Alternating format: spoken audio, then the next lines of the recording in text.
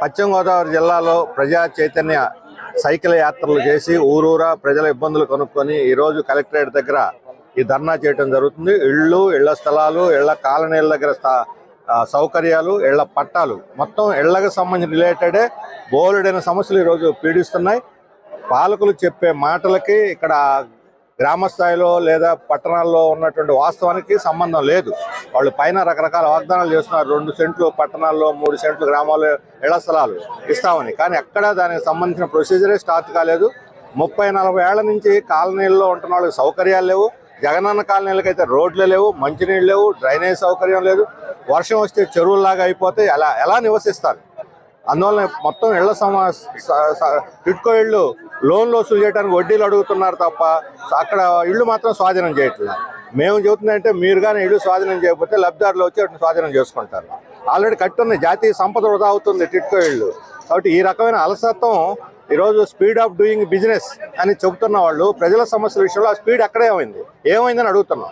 అందుకని ఈ అర్జీల్ని ఈరోజు కలెక్టరేట్కి సమర్పించారు. వీటన్నిటిని కూడా వారం రోజుల లోపల సార్ట్అవుట్ చేసి ఈ సంబంధిత అధికారులతోటి కలెక్టర్ గారు మీటింగ్ ఏర్పాటు చేయాలని కోరాము.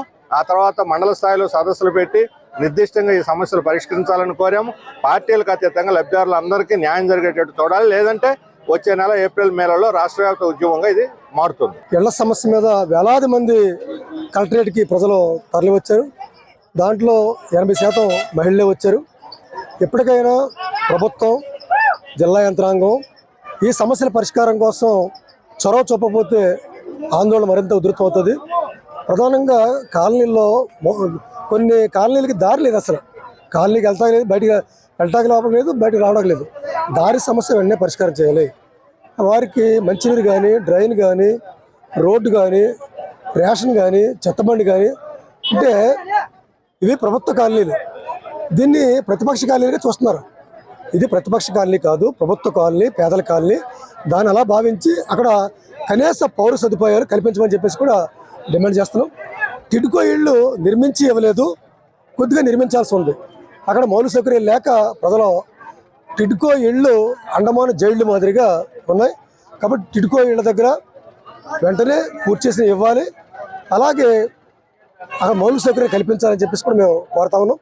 అలాగే జిల్లాలో విచక్షణ రహితంగా ఉన్న నియోజకవర్గంలో ఇళ్ళు తొలగిస్తున్నారు. అది చాలా అన్యాయం. కాబట్టి అభ్యంతరం లేని కూడా తొలగిస్తున్నారు. పెద్దోళ్ళకేమో లాభం చేకూర్చే విధంగా ఇది జరుగుతుంది.